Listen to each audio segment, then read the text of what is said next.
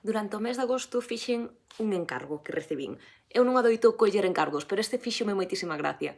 Pedíronme un ramo de piñas tropicais.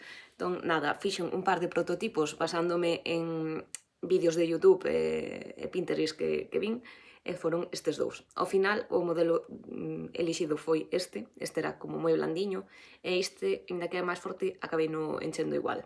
Esta cor que era que tiña era moi suave e por iso fun comprar outras cores.